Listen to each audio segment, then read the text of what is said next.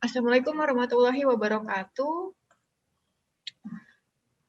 Selamat siang, salam sejahtera, Om Swastiastu, Namo Buddhaya, salam kebajikan. Yang terhormat para presenter diskusi panel season 6 Room A International Conference on Indonesian Culture atau ICONIC.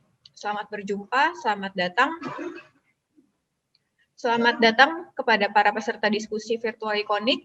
Kegiatan ini terselenggara atas kerjasama antara Direktorat Pembinaan Tenaga dan Kelembagaan Kebudayaan, Direktorat Jenderal Kebudayaan, Kementerian Pendidikan dan Kebudayaan, dengan Fakultas Ilmu Pengetahuan Budaya Universitas Indonesia. Sebelum acara dimulai, izinkan saya untuk membacakan peraturan demi kenyamanan jalannya acara. Yang pertama, kami mohon presenter dan peserta menggunakan nama akun dengan nama yang sebenarnya selama kegiatan berlangsung. Silakan rename atau ganti akun Bapak atau Ibu agar seluruh peserta dapat mengetahui identitas semua yang hadir di dalam meeting ini. Kedua, selama presenter sedang menyampaikan paparan, mohon mengatur audio dalam keadaan mute. Yang ketiga, presenter diberikan waktu masing-masing kurang lebih 10 menit untuk memaparkan materinya. Yang keempat, dalam sesi diskusi, peserta dipersilakan bertanya atau menyampaikan pendapat dengan terlebih dahulu menekan tombol raise hand atau menyampaikan melalui fitur chat. Yang kelima, peserta dimohon mengaktifkan kamera selama kegiatan berlangsung, terutama saat sedang bertanya atau menyampaikan pendapat. Baik, untuk panel Room B ini akan diisi oleh 3 pemapar atau pemateri.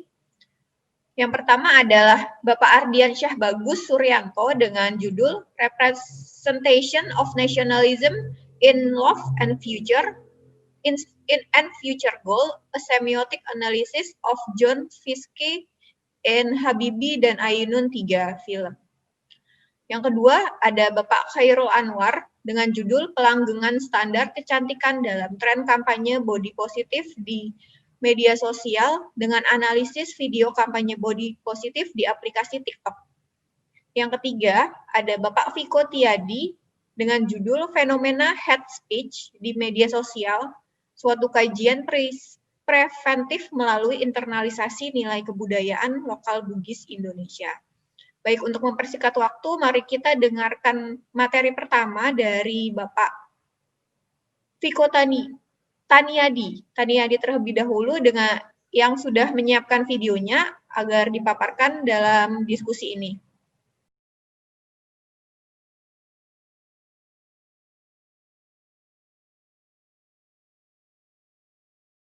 Media sosial merupakan sebuah wadah berekspresi dan berkomunikasi yang saat ini menjadi bagian dari kehidupan masyarakat Indonesia.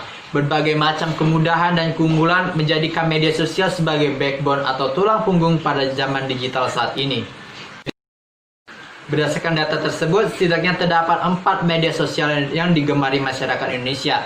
Pada saat ini, diantaranya YouTube dengan 88%, selanjutnya dengan Instagram dengan 79%, disusul oleh Facebook dengan 82% dan WhatsApp 84%. Ujaran kebencian merupakan tindakan ujaran yang diberikan secara langsung maupun tidak langsung terhadap individu maupun kelompok yang mengandung rasa kebencian, etnis, agama, fisik, jenis kelamin, dan kurangnya etika merupakan salah satu penyebab kebanyakan setiap orang melakukan tindakan tersebut. Padahal, ujaran kebencian memiliki efek negatif yang sangat berbahaya, seperti diskriminasi, konflik sosial, bahkan genosida manusia. Pada tahun 2017, Polri juga menangani 3.325 kasus kejahatan hate speech atau ujaran kebencian. Angka tersebut naik 44,99% pada tahun 2016 sebelumnya. Ujaran kebencian merupakan tindakan ujaran yang diberikan secara langsung maupun tidak langsung terhadap individu maupun kelompok yang mengandung rasa kebencian, etnis, agama, fisik, jenis kelamin, dan kurangnya etika merupakan salah satu penyebab kebanyakan setiap orang melakukan tindakan tersebut. Padahal, ujaran kebencian memiliki efek negatif yang sangat berbahaya, seperti diskriminasi, konflik sosial, bahkan genosida manusia. Pada tahun 2017, Polri juga menangani 3.325 kasus kejahatan hate speech atau ujaran kebencian. Angka tersebut naik 44,99% pada tahun 2016 sebelumnya. Di Indonesia, sebagai wujud penanganan ujaran kebencian atau hate speech lebih condong terhadap tindakan represif yang pada tersangkanya dijerat pada pasal 28 Junto, pasal 45 Undang-Undang Informasi dan Transaksi Elektronik atau ITE, Junto pasal 14 UU nomor 1 tahun 1946 tentang peraturan hukum pidana, dan pasal 207 208 ayat 1 KUHP dengan ancaman hukumannya adalah 6 hingga 10 tahun kurungan penjara. Namun, di sisi lain, minimnya tindakan preventif memberikan bumerang tersendiri yang mengakibatkan meningkatnya ujaran kebencian. Oleh karena itu, perlu ada tindakan preventif dalam penanganan hal tersebut. Sebagai wujud penanganan hal tersebut, penulis memberikan rekomendasi menggunakan nilai lokal Bugis sebagai tindakan preventif melalui proses internalisasi. Adapun nilai lokal Bugis yang tercermin adalah Sipakatau, Sipakalibi, dan Sipakainge. Berdasarkan paparan latar belakang yang telah dijelaskan sebelumnya, maka dapat dirumuskan permasalahan yang akan dikaji dalam penelitian ini, yakni pertama, apa yang dimaksud dengan nilai kebudayaan Bugis Sipakatau, Sipakalibi, dan Sipakainge? Kedua, bagaimana proses internalisasi nilai kebudayaan Sipakatau, Sipakalibi, dan Sipakainge bagi pengguna media sosial? Metode penelitian yang digunakan dalam mengkaji permasalahan tersebut adalah metode kualitatif dengan mengutamakan data sekunder dan pendekatan studi kasus fenomena hate speech di Indonesia. Kehadiran hate speech memberikan ancaman dalam kehidupan berbangsa dan bernegara dalam segala aspek kehidupan. Kehadiran hate speech sejatinya merupakan tindakan yang bersumber dari pribadi setiap individu masing-masing. Kesadaran akan pentingnya menghindari tindakan hate speech sejatinya harus lahir dari kesadaran individu di dalam diri masing-masing. Namun, kesadaran individu terhadap tindakan hate speech sejatinya dipengaruhi oleh lingkungan di sekitar, baik pola perilaku, kebiasaan, maupun adat istiadat. Hal ini sejalan dengan pandangan Miller dan Dollard yang mengungkapkan teori coping behavior yang artinya mengadopsi atau meniru tindakan yang berasal dari lingkungan. Penerapan nilai kebudayaan lokal Bugis yakni Sipakatau, Sipakalibi, dan Sipakainge merupakan urgensi yang harus diterapkan dalam masyarakat dalam wujud preventif hate speech di media sosial. Yang pertama adalah nilai Sipakatau yang merupakan sebuah nilai yang memiliki makna saling memanusiakan, saling menghargai, serta saling memperlakukan sebagai manusia. Yang kedua adalah nilai Sipakalibi yang memiliki konsep yang memandang manusia sebagai makhluk yang sering dipuji dan diperlakukan dengan baik. Yang ketiga adalah Sipakainge yang memiliki arti saling mengingatkan. Konsep ini memandang manusia perlu untuk dihargai dengan segala hak-hak yang melekat terhadap hak asasi manusia. Nilai Sipakatau ini juga dapat dipahami sebagai bentuk penghormatan terhadap hak hidup, hak asasi, dan hak pribadi seseorang, sehingga tidak melanggar hak orang lain. Dengan melakukan internalisasi nilai kebudayaan ini, pengguna media sosial mampu menghargai para pengguna media sosial lainnya dengan baik. Penyebar hate speech di media sosial erat kaitannya dengan tidak saling menghargai dan menghormati satu sama lain. Oleh karena itu, perlu adanya urgensi untuk menerapkan nilai ini dalam masyarakat. Secara hakikatnya, saling memuji dan menghormati akan menimbulkan suasana yang menyenangkan dalam masyarakat. Kebudayaan Bugis mempercayai bahwa seseorang tidak luput dari kekurangan dan kesalahan. Sehingga dengan berpedoman nilai ini, masyarakat lebih mampu saling mengingatkan satu sama lain, sehingga manusia terhindar dari tindakan yang melanggar hak asasi maupun norma yang telah ditetapkan. Adapun tahap internalisasi nilai kebudayaan Bugis ini dapat dimulai melalui pendidikan dan sosialisasi pengenalan nilai kebudayaan, baik melalui media sosial maupun secara langsung.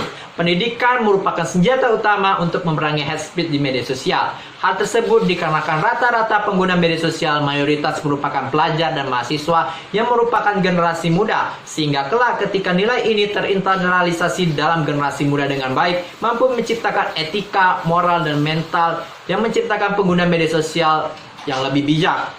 Melakukan sosialisasi nilai ini merupakan tahap yang sangat penting karena masih banyak masyarakat yang tidak mengetahui pemaknaan nilai ini. Di sisi lain, perlu adanya dukungan setiap masyarakat, keluarga, dan orang tua untuk melakukan internalisasi nilai kebudayaan baik untuk diri sendiri maupun terhadap sesama. Media sosial menjadi bab primadona saat ini. Media sosial menyuguhkan akses informasi dan komunikasi dengan mudah. Namun, kehadiran media sosial juga membawa dampak efek negatif dalam kehidupan masyarakat. Salah satunya adalah kehadiran hate speech. Oleh karena itu, perlu adanya internalisasi nilai kebudayaan Sipak atau Sipak Kalibi dan Sipak Kaenge sebagai wujud preventif hate speech di media sosial, sehingga pada akhirnya mampu menciptakan pengguna media sosial yang bijak dan mampu saling menghargai satu sama lain. Baik, sudah kita lihat video dari Bapak Viko Taniadi mengenai fenomena hate speech di media sosial dengan kajian preventif melalui internalisasi nilai kebudayaan lokal Bugis. Selanjutnya kita dengarkan paparan dari Bapak Hairil Anwar yang akan membahas mengenai pelanggengan standar kecantikan dalam tren kampanye body positif di media sosial dengan analisis video kampanye body positif di aplikasi TikTok. Kepada Bapak Hairil Anwar, kami persilakan.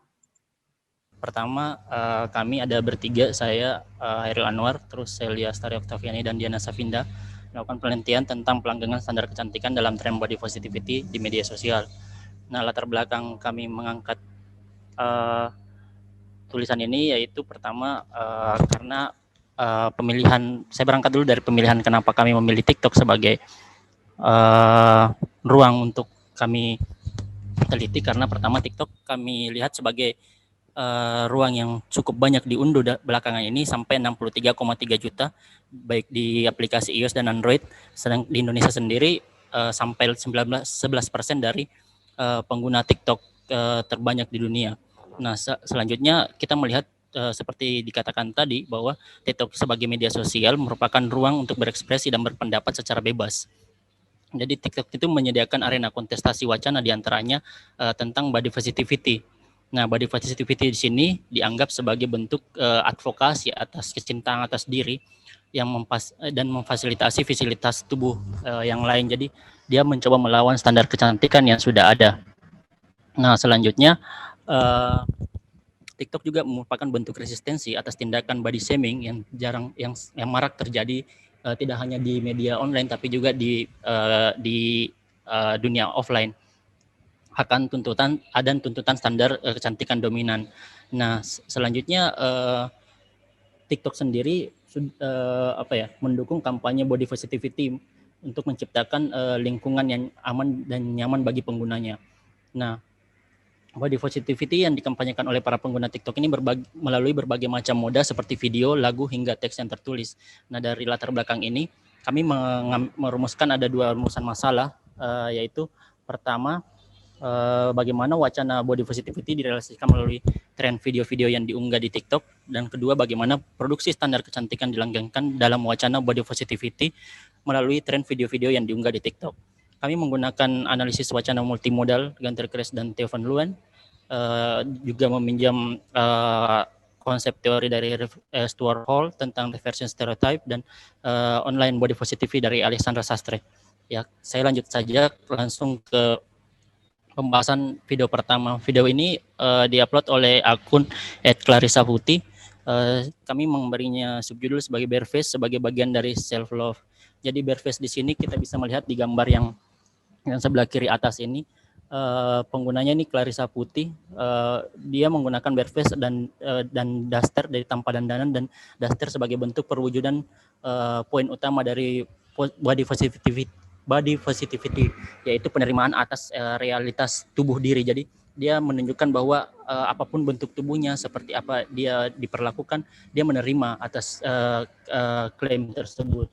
Nah, Clarissa di video TikTok ini memadukan antara video dengan lagu Pretty Real dari rap Cinderella dengan gesturnya ketika berdandan untuk melawan standar kecantikan dominan, khususnya terkait standar riasan.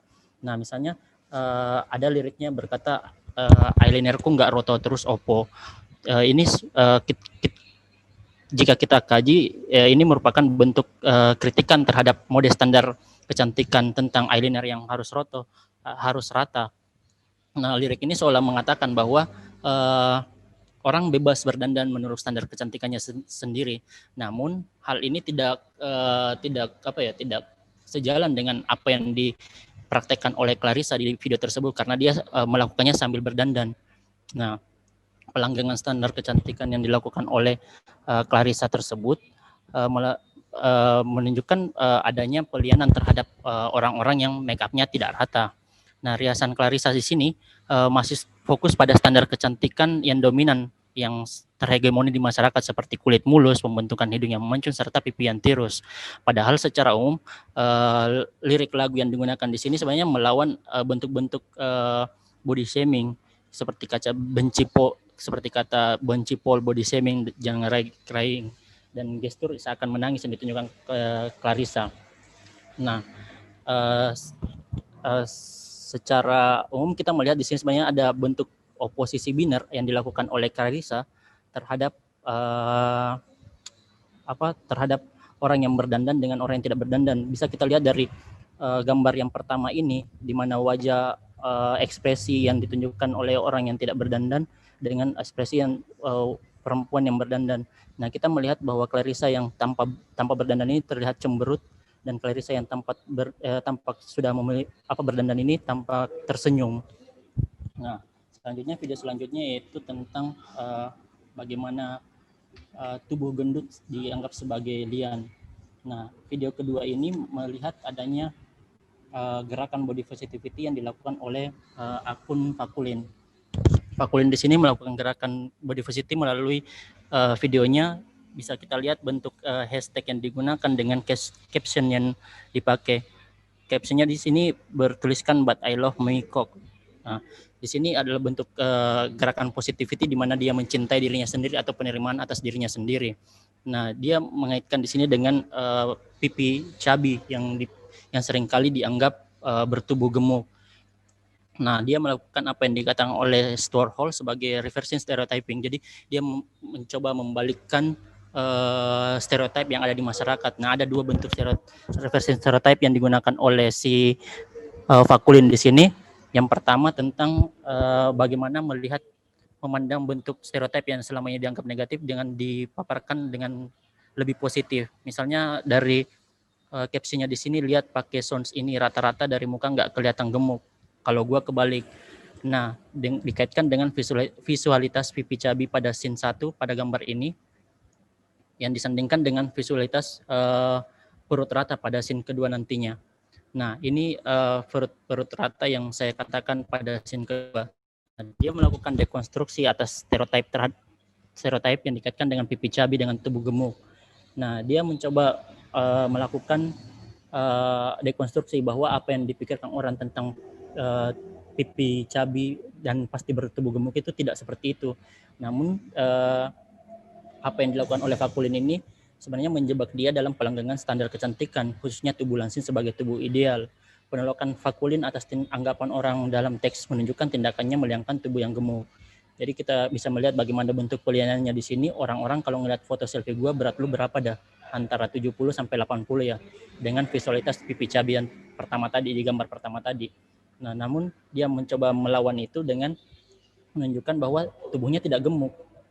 Nah, begitupun dengan lirik lagu yang My Heart When I'm Ready to Get Hard Again, dengan visualitas perut rata yang menekankan pelanggangan standar kecantikan. Nah, jadi selain dia melakukan bentuk reversing stereotype terhadap tubuh gemuk, terhadap pipi cabi, dia juga secara tidak langsung juga melakukan body shaming terhadap tubuh gemuk itu sendiri dalam kampanye body positivity. Nah, selanjutnya video berikutnya yang ketiga adalah kita beri subjudul mengenai body shaming versus body shaming.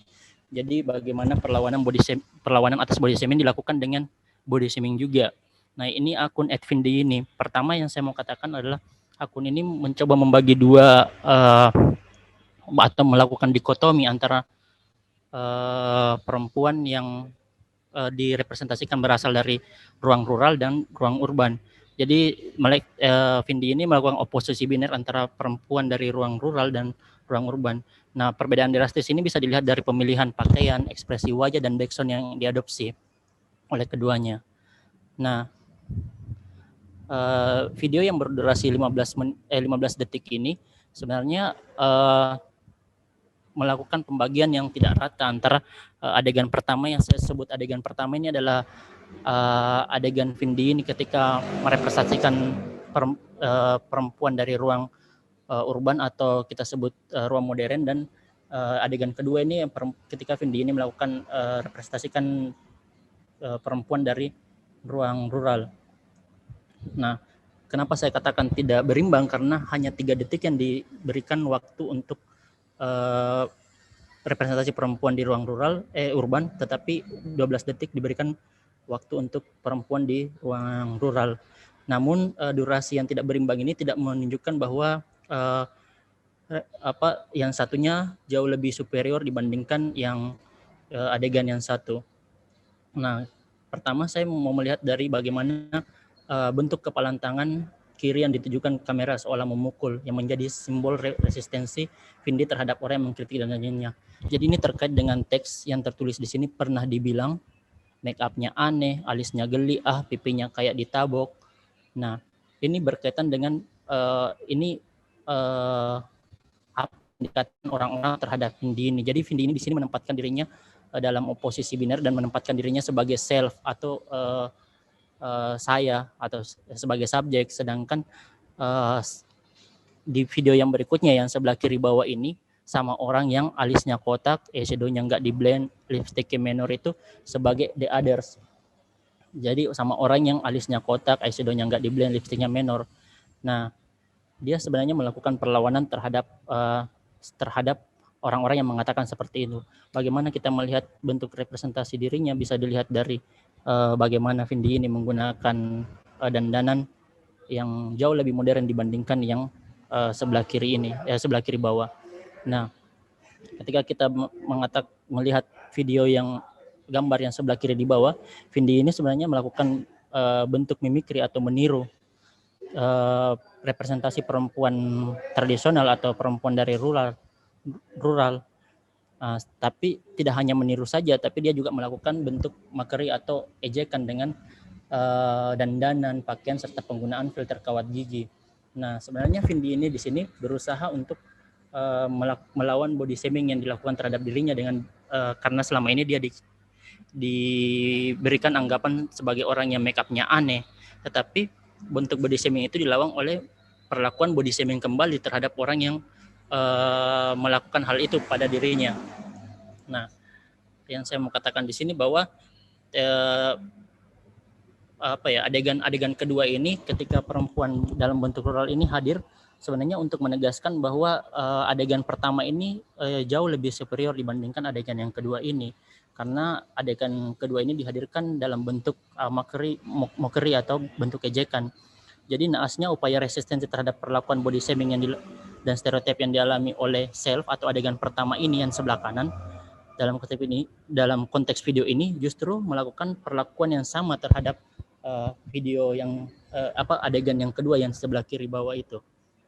Nah, kesimpulannya dari ketiga akun ini, Clarissa Putri, Pauline, Vindi ini dalam konten video menggunakan beragam media semiotik untuk dalam upaya kampanye body positivity.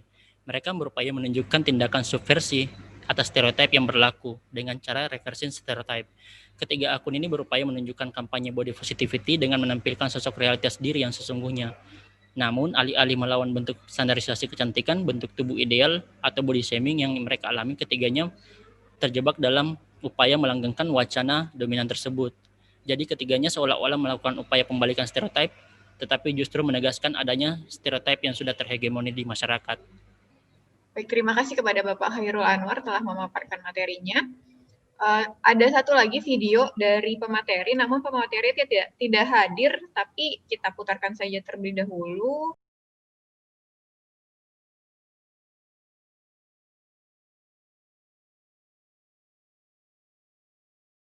Hello everyone, morning. Thank you this opportunity for the Committee of International Conference on Indonesian Culture in this year with theme Connectivity and Sustainability, Fostering Cultural Common in Indonesia. In this moment, I would like to present my paper with title Representation of Nationalism in Love and Future Goal, a semiotic analysis of John Fiske in film of Habibie and Ainun 3. Film is a creation art culture as institution, social and media communication made based on rule cinematography with or without sound and called with sound. Undang-Undang Nomor 33 Tahun 2019 about film states that film have rules, strategic enhancement, endurance, culture, nation, and well-being public born in order to strengthen endurance national.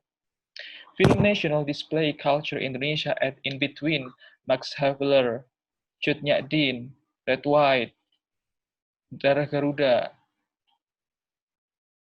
and Sang Kiai Soekarno, Indonesia Merdeka, Teacher Nation Cokro Aminoto, Jenderal Sudirman, Battle of Surabaya, Kartini, Wage, Sultan Agung, and etc.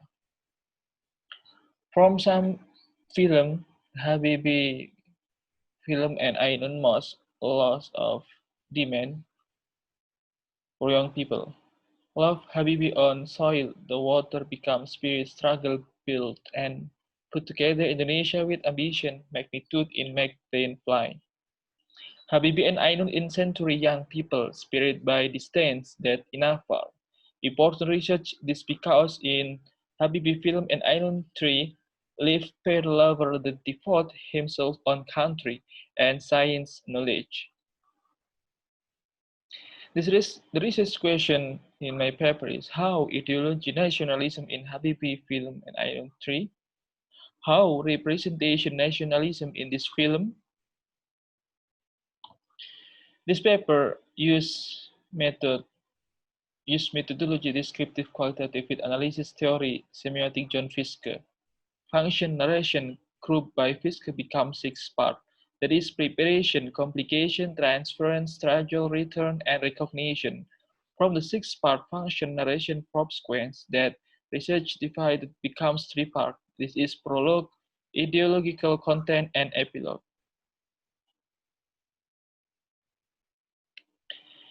Ideology is idea about period from a stream that scientific and national. It is character of human in the realization. Ideology from the side refutes from fact. First concept or thoughts pure that only I is explanation conceptual without accompanied how methods apply concept this, that in reality. Second methodology that explain how thoughts or concept applied in a manner practical. Nationalism is ideology that owns someone in devotion and spirit fight, work nation for the sake of accomplish, mission from nation. Spirit the shout on figure main Habibie and Ainun in rich aspiration.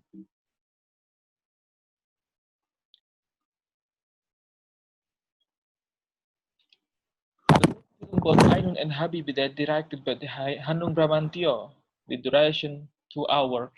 On film, Habibie and Ainun 3 in sequence prologue preparation and complication exit skin that describe potential Ainun when treat her friends that moderate injury. Skin this duration from minutes 11 until 11:42. Sequence ideological content transfer in skin that describe nationalism on this minute.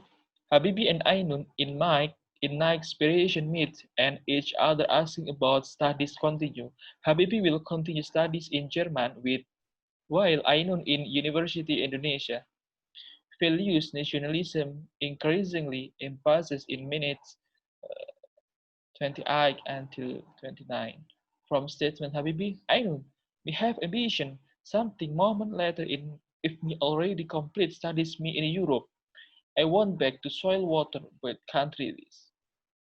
Consequent ideological content struggle in skin that describe main nationalism and in this duration. Culture in Indonesia shown in Ainun Small in song Little Letung when help her mother in procession maternity. Little Letung is one of song in Japanese culture to explain how to keep spirit when struggle. When epilogues return in skin that describe mean nationalism duration from this minute proclamation, we can hear the voice of Sukarno. And one so that can treat person lot and two moms that won't give birth. Something that beautiful and dramatic. But yet, of course, one frequency imagine have clinic held basic market tonight. So there's dear, you love Indonesia, right? I admire you. You're intelligent man. But I won't put my country any the circumstance. Nationalism in Habibie and I don't treat to show in love. Taste love the realist in loyalty to family and his country. Loyalty Habibi to Ainun be realized with visit Tam Ainun from the first minute. With expression face that trip water eye and gesture body with keystone headstone. Freeze water and strew the first short flower. Habibi show loyalty that enough deep. And closing this paper is based on data, the result research and discussion, then drawn some conclusion as following code social that exists in Habibi field and as appearance, custom, behavior, environment make up way talk, movement and expression that is describe mean nationalism is way talk, movement and expression. Because in film these days nationalism someone Habibi seen from way speaking this movement and his expression. The second, based on six sequence, which is research observed in Habibi and Island 3 on level representation researcher, interesting conclusion that code, technical and conventional that describe mean nationalism is called dialogue in Habibi film and Ainu. Because of the dialogue exists in some scan, describe ideology nationalism that owned by Habibi. In Habibi film and Ainun, exists ideology nationalism from figure Habibi. Although Habibi film and Ainun wrap up with drama romance, Habibi and Ainun. Habibi is a figure a nationalist that proper we example. Taste patriotism to build nation and his country very much. That all seen in Habibi film and Ainun how he built his country Indonesia. Thank you very much. This is my presentation. Jadi setelah ditampilkan video tadi dan pemaparan dari dua pemateri sebelumnya, apakah dari peserta ada yang ingin bertanya? Jika tidak ada, apa saya bisa bertanya ya untuk Bapak Viko? Untuk Bapak Viko, saya ingin bertanya. Ya. Ini di masa sekarang ini yang kemungkinan pendidikan moral itu tidak terlalu banyak ditanamkan di sekolah ya. Kemudian untuk tadi kan ada tentang moralitas dari suku Bugis. Nah, ini kan untuk saat ini banyak yang belum tidak tahu anak-anak mudanya. Nah, bagaimana cara penerapan apa yang telah Bapak jadikan sebagai penelitian ini diterapkan kepada anak-anak muda saat ini? Karena kita tahu bahwa teknologi itu sekarang udah canggih sekali dan informasi dari luar sudah masuk banyak sekali tanpa ada filter. Jadi bagaimana Bapak akan mensosialisasikan tentang kajian Bapak ini kepada masyarakat, khususnya anak muda?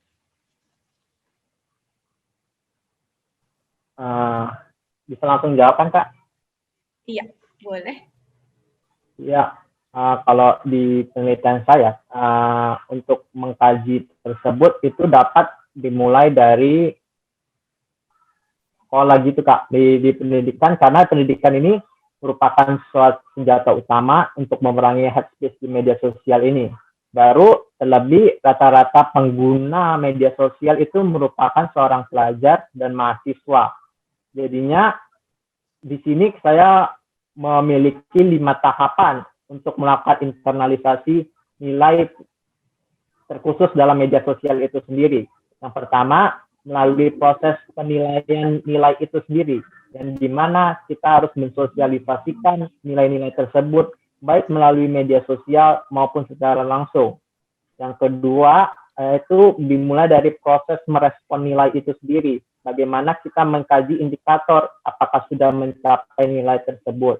Baru yang ketiga itu adalah proses seleksi nilai. Karena sejatinya di Indonesia memiliki beragam kebudayaan yang tentunya kita harus memilah nilai-nilai kebudayaan itu sendiri sehingga mampu menjadi pedoman.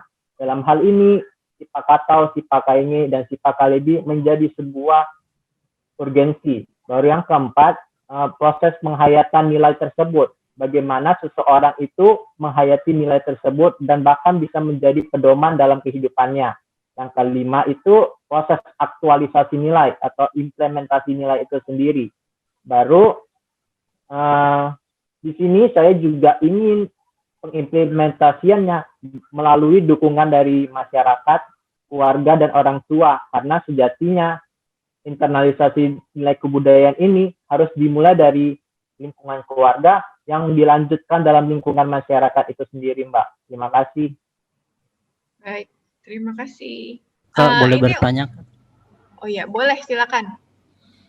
Iya, mungkin saya pertanyaannya hampir mirip ya dengan Mbak Indra Suari tadi terkait Sipa Kainge, Sipa Kalebi, Sipa Katau, Sipa Kainge, Sipa Kalebi ini sendiri. Karena kebetulan saya juga sukunya Bugis Makassar. Apa ya, di kehidupan sehari-hari hal ini memang tidak diajarkan, mas apalagi di pendidikan formal ya. Dalam kehidupan sehari-hari misalnya berkeluarga, kita tidak pernah diajarkan bahwa inilah nilai-nilai seperti itu. Untuk literatur sendiri kita kayak nggak punya apa ya, pedoman yang baku melihat bahwa seperti apa sih Sipa Kainge, Sipa Kalebi, Sipa Katau itu. Orang punya kebebasan dalam menerjemahkan sendiri seperti apa. Misalnya nih, saya nanya ke keluarga tertentu, ke keluarga saya, seperti apa dia melihat apa ketiga yang pedoman ini misalnya. Itu berbeda lagi ketika saya tanya ke keluarga yang lain. Nah, bagaimana kita menarik apa ya, benang merah dari semua ini, sedangkan literatur yang kita punya sendiri sebenarnya masih terbatas. Saya pernah cari banyak literatur tentang hal ini, ada banyak tapi beda-beda, mengartikulasinya berbeda-beda. Nah, yang kedua, bagaimana kemudian ketika ini mau diterapkan misalnya dengan hubungannya dengan hate speech tadi, yang tidak hanya terjadi di masyarakat yang punya latar belakang suku Bugis Makassar tentunya. Bagaimana mereka menerima pedoman yang seperti ini? Karena saya berbicara dengan Viko yang mungkin orang Bugis Makassar juga ya. Orang Bugis Makassar saja kayaknya masih banyak yang bebal dengan aturan ini, dengan pedoman ini sebenarnya. Jadi bagaimana sebenarnya ujung-ujungnya implementasi, sebenarnya bagaimana mengimplementasikan ini di masyarakat kita, apalagi gap antara orang tua dengan anak muda makin jauh dan pengetahuannya itu ya tidak berjalan dengan bagus. Ya, terima kasih Kak Viko. Boleh diberikan Baik, tanggapan? terima kasih. Ya, baik, terima kasih. Memang dalam penelitian saya juga telah mengungkapkan bahwa adanya nilai-nilai Sipa Katau, Sipa Kalebi, dan Sipa Kainge itu telah terjadi pergeseran karena adanya proses perubahan dari zaman ke zaman. Oleh karena itu, kita perlu adanya sebuah urgensi untuk menerapkan nilai ini kembali, karena sejatinya nilai budaya ini yang bersumber dari nenek moyang dapat dijadikan sebuah prinsip, falsafah, maupun patokan yang dilandasi oleh sikap, tutur kata, serta perbuatan manusia yang menjadi penganutnya. Oleh karena itu, kita perlu adanya sebuah urgensi. Kalau berbicara mengenai bagaimana penerapannya dalam implikasi dalam kebudayaan Bugis terhadap hate tersebut, di sini menjadi sebuah tantangan bagi kita semua, karena di sisi lain masih adanya perbedaan makna antara Sipa Katau, Sipa Kalebi, dan Sipa Kainge di antara masyarakat Bugis. Namun di penelitian saya juga mengemukakan bahwa masih terdapat di desa-desa tersebut yang menerapkan nilai-nilai ini. Dan di sisi lain saya juga telah mengkombinasikan seluruh sumber yang saya dapat, di mana makna nilai Sipakato itu sendiri diartikan sebagai makna saling memanusiakan dan saling menghargai. Dan di nilai Sipakalebi itu memandang manusia itu sering dipuji dan diperlakukan dengan baik. Dan ketiga itu Sipakaenge yang artinya saling mengingatkan. Itu saya kombinasikan terhadap beberapa penelitian yang telah dikaji, baik dari skripsi, tesis, jurnal, dan artikel online lainnya. Jadi untuk proses implementasinya itu sendiri, itulah yang menjadi sebuah tantangan. Terlebih hate speech ini kan menjadi sebuah permasalahan bersama. Jadinya di sini saya lebih menekankan terhadap kesadaran akan masyarakat itu sendiri. Namun dengan ditambahkan nilai-nilai yang telah tercantum dalam nilai kebudayaan Bugis itu sendiri. Terima kasih, itu aja sih. Dan sini juga saya ingin bertambahkan bahwa misalnya nih kalau kita menerapkan nilai Sipakato nih, berarti kan karena kan keberadaan hate speech ini kan melanggar pasal 28G ayat 1, di mana nilai Sipakato ini juga dipahami sebagai bentuk penghormatan terhadap hak hidup, hak asasi, dan hak pribadi. Sehingga dengan adanya penerapan ini tentunya kita tidak melanggar hak orang lain. Baru di Sipakalebi ini karena secara hakikatnya ini setiap manusia ini kan ingin saling untuk dihargai. Namun keberadaan hate speech ini sekarang akibat dari seseorang yang tidak menghargai satu sama lain, seperti adanya ujaran kebencian dan lain sebagainya, baik yang melalui ras, suku, dan agama dan budaya. Namun dengan adanya penerapan ini, dengan saling memuji, saling menghormati, tentunya akan menimbulkan suasana yang menyenangkan dalam masyarakat. Dan di Sipakaenge ini, saya melihat konteksnya itu saling mengingatkan, di mana masyarakat bisa saling mengingatkan bahwa tindakan hate speech itu tentunya akan tentunya akan mengingatkan kebudayaan Bugis ini kan mempercayai bahwa seseorang itu tidak luput dari kekurangan dan kesalahan. Sehingga dengan berpedoman nilai ini, masyarakat lebih mampu saling mengingatkan satu sama lain, sehingga manusia itu terhindar dari tindakan yang melanggar hak asasi maupun norma yang telah ditetapkan. Terima kasih, itu sekian dari jawaban dari saya. Baik, terima kasih Viko atas jawabannya. Ada tanggapan lagi dari Pak Hairil atau peserta lain? Udah cukup? Saya sih mau bertanya lagi untuk timnya Pak Hairil nih. Kebetulan saya nggak main TikTok dan media sosial lainnya juga lagi di off dulu. Nah, sebenarnya menarik sih judul kajiannya ini, apalagi tentang body positivity. Iya. Nah, untuk sekarang ini, kemarin-kemarin ya, yang saya lihat semua itu trademarknya sama, dengan kulit mulus, bibir merah, alisnya penuh ya, terus Alisnya penuh. terus ya pokoknya cantik dengan standar kecantikan yang ya udah yang standar seperti itu. Tapi kan tadi Bapak dan tim itu menjelaskan ada 3 tokoh atau 3 akun yang menurut Bapak dicontohkan menjadi pelenggangan standar kecantikan, tapi dengan caranya mereka kan. Ada yang sebenarnya gemuk tapi ternyata dia kurus. Terus dengan make up-nya yang disesuaikan sama dengan rural woman gitu kan. Nah, pertanyaannya, dari 3 tokoh yang Bapak jadikan sampel itu, apakah ada efek ke akun-akun lain atau ke orang lain yang kemudian mereka hadir dengan diri mereka sendiri tanpa ada standar kecantikan yang diikuti oleh masyarakat lain itu, yang dengan kulit mulus, dengan make up cantik. Ada nggak? Ada perubahan setelah 3 akun itu menampilkan diri mereka sendiri atau pelenggangan standar kecantikan yang mereka berikan? Baik, pertama mungkin saya juga lagi tidak menggunakan TikTok. Sama sebenarnya.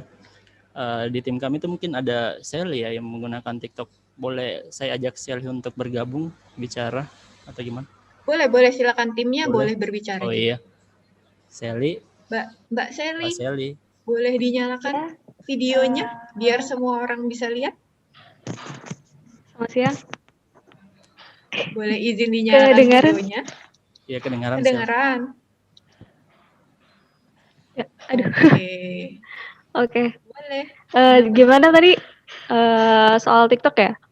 Jadi sampel yang kita ambil dari 3 video itu sebenarnya itu ada berangkat dari ada unsur viral di situ. Jadi di antara banyak video yang mirip, yang akhirnya kita kemudian menemukan bahwa 3 itu tuh cukup mewakili untuk mereka mengambil tema body positivity, tapi ternyata justru bukan body positivity yang mereka kampanyekan, tapi justru melanggengkan standar kecantikan dominan itu sendiri gitu. Jadi kan tadinya seperti yang Pak Kulin misal, dia justru ingin melawan bahwa tentang stereotip orang gendut gitu, tubuh gendut. Terus dia juga pengen sebenarnya menegaskan kalau dia itu mencintai tubuhnya sendiri dengan menyebutkan "but I love me kok" gitu di si captionnya gitu. Dan hashtag body positivity itu sendiri. Tapi ternyata justru dia memperlihatkan tubuh gendut itu tidak diinginkan oleh dia gitu. Dengan memperlihatkan di scene berikutnya bahwa tubuhnya itu rata gitu walaupun pipinya cabi. Jadi kan di situ sebenarnya dia nggak nerima sendiri tubuh gendutnya dia gitu. Terus kalau yang video yang Clarissa itu yang pakai make up dengan back sound lagu Pretty yang rapnya Cinderella itu dia justru menggunakan standar make up biasanya yang contohnya kayak kontur. Itu kan memperlihatkan kalau dia ingin terlihat tirus padahal pipinya cabi gitu. Nah, itu kan sebenarnya dia juga melanggengkan standar kecantikan yang sudah dominan toh. Jadi dia tidak ingin terlihat tubuh aslinya yang cabi itu gitu dengan dia menggunakan itu gitu.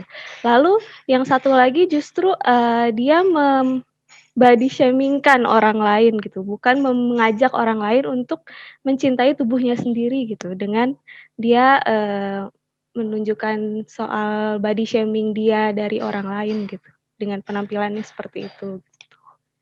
Ya, mungkin Bapak Heril mau menambahkan? Iya, mungkin saya menambahkan sedikit dari apakah pasca video ini hadir, apakah sudah ada video yang benar-benar melakukan kampanye body positivity yang apa ya, yang seperti yang sudah tidak, maksudnya yang melawan sesuai. bentuk Yang body sesuai shaming dengan tersebut. maksud body positivity-nya itu. Penelitian kami belum sampai ke sana, tapi pencarian kami video-video yang tadi yang unsurnya viral, likes banyak dan viewersnya banyak, kami belum menemukan satupun bentuk yang seperti itu di Indonesia ya, karena kami skopnya ngambil yang di Indonesia. Tapi kalau yang di luar Indonesia, di barat sana ada beberapa yang memang sesuai dengan kampanye body positivity tersebut. Di Indonesia seperti yang dikatakan tadi sama Sally, malah jatuh-jatuhnya seperti upaya pelanggengan lagi wacana kecantikan yang sudah menjadi standar atau terhegemoni di masyarakat. Nah, sejauh yang kami cari belum sampai menemukan ada yang sesuai dengan kampanye body positivity yang sebenarnya. Segitu aja Mbak Mita. Baik, ada pertanyaan kasih lagi? Sebenarnya iya, hampir sama ya temanya sama Viko tadi tentang bagaimana cara pandang masyarakat kan. Tapi kalau dari timnya Pak Hairil itu lebih ke perubahan bagaimana sih di TikTok itu seperti apa, bagaimana media itu membuat menjadi salah satu bagian implementasi dari perubahan masyarakat kan. Sebenarnya bisa nggak sih seperti yang hate speech itu kan bisa terjadi dari body positivity itu. Nah, ada nggak sih setelah dari 3 tokoh itu terus kemudian ada akun-akun lain yang enggak kok, ternyata body positivity itu ya emang udah standar sebenarnya gitu loh. mau mau dia sebenarnya cantik atau enggak, atau maksudnya standar kecantikan dia ya emang segitu sebenarnya. Ada nggak sih akun-akun yang seperti itu, atau dari tiga akun itu tuh, akun TikTok itu ada nggak sih yang kayak gitu?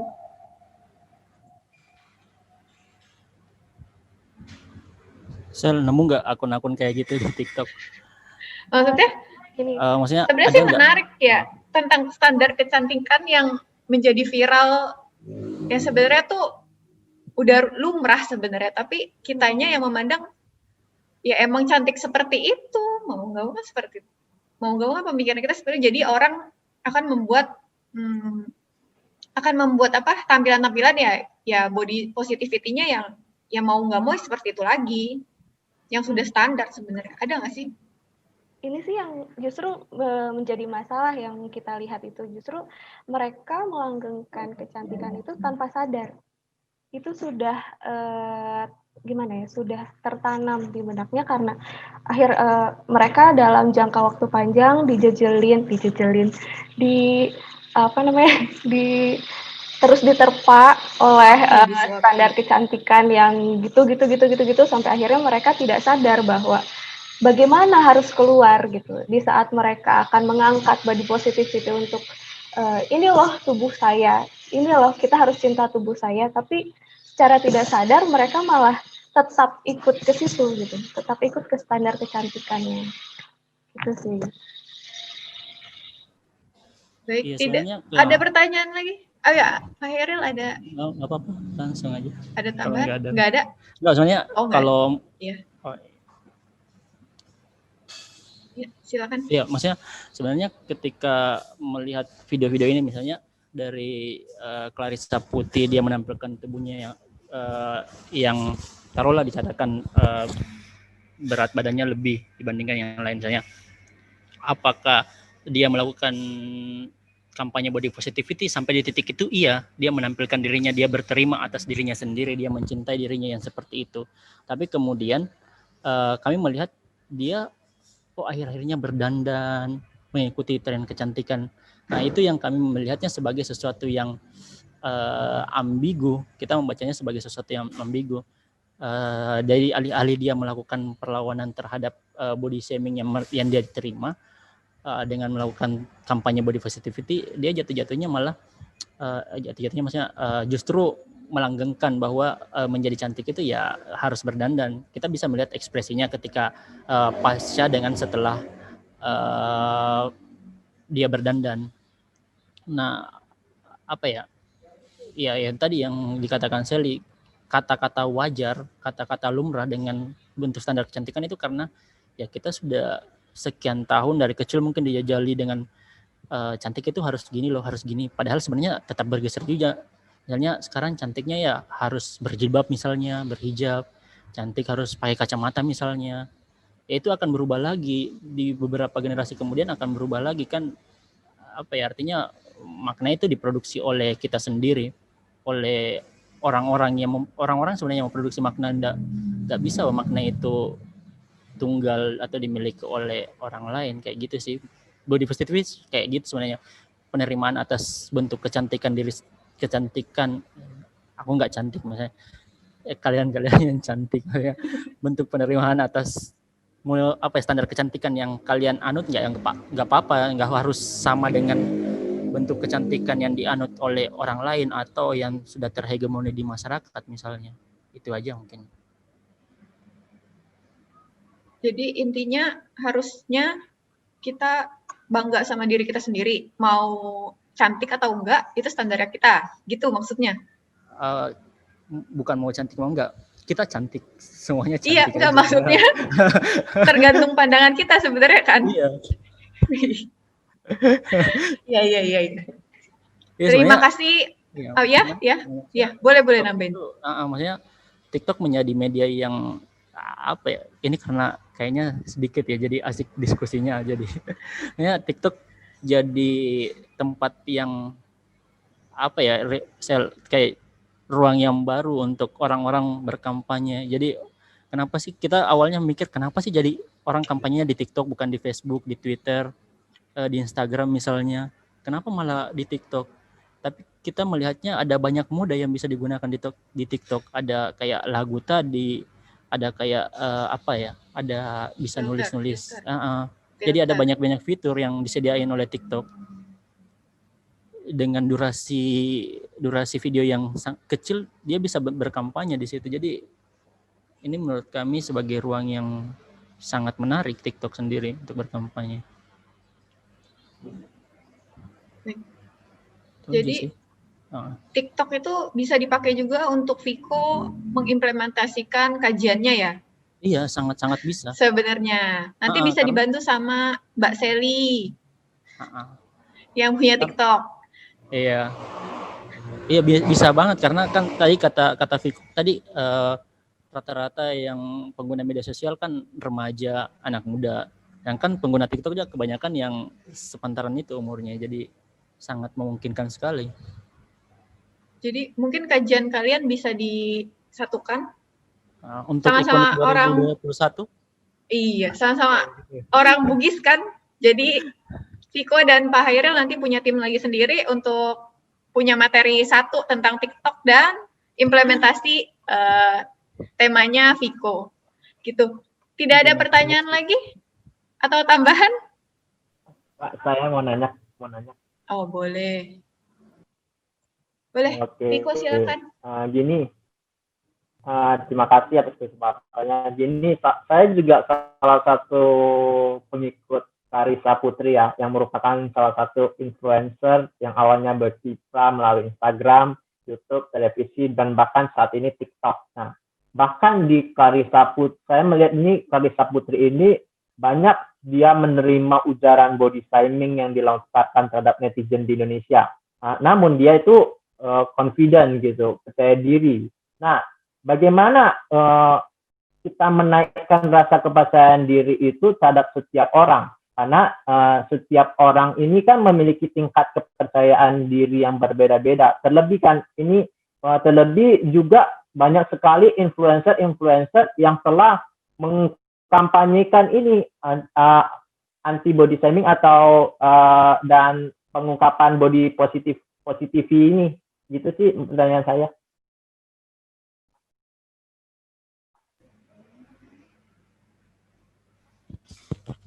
Oke, baik. Boleh saya ajak Diana bergabung? Boleh, silakan. Mbak Diana, boleh kameranya diaktifkan, Mbak? Halo. Iya, kebetulan yang membahas soal Clarissa Putri ya. Jadi gini, kalau ngomongin soal kepercayaan diri, sebenarnya kan kepercayaan diri itu relatif ya setiap orang. Clarissa Putri pun kalau dilihat dari videonya, sudah menampilkan kepercayaan dirinya. Kalau saya lihat, terbukti dari di bagian awal video yang kami analisis, dia memperlihatkan wajahnya itu bare face. Itu adalah salah satu poin utama dari body positivity yang di konsep yang kita angkat. Jadi dia harus berani menampilkan dirinya apa adanya, semacam realness-nya.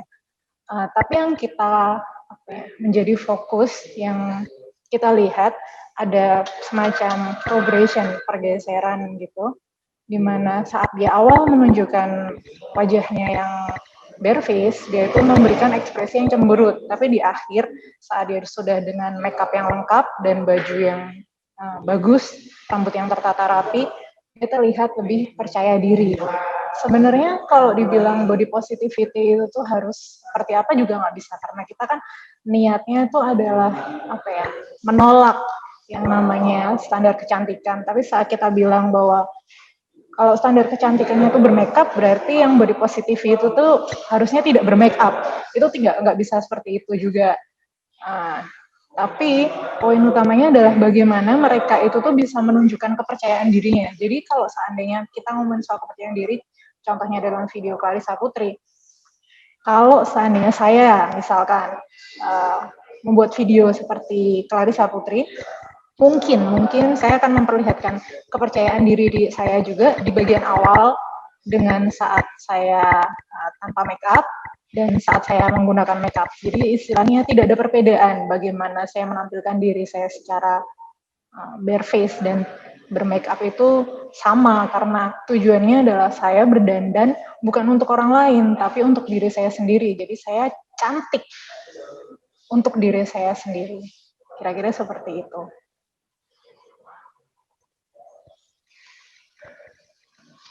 Ada tanggapan, Terima kasih. Tifo? Sudah cukup, Pak. Oke. Karena waktunya juga sudah jam 2:30, jadi masih adakah yang mau menyampaikan pendapatnya atau bertanya? Sudah cukup ya. Jadi terima kasih kepada Bapak Hairil Anwar dan tim yang sudah memaparkan materinya dan menyampaikan pendapat-pendapatnya yang lain. Dan juga terima kasih kepada Viko Taniadi yang telah menyampaikan materinya. Terima kasih juga untuk peserta yang sudah hadir. Oke, terima kasih banyak untuk para presenter, untuk timnya Pak Hairil, terima kasih banyak yang sudah sempatkan hadir. Wassalamualaikum warahmatullahi wabarakatuh. Mohon maaf atas kendala teknis yang tadi terjadi. Wabillahi taufiq. Wassalamualaikum warahmatullahi wabarakatuh. Salam sejahtera, Om Santi Santi Santi, Om Namo Buddhaya, salam kebajikan.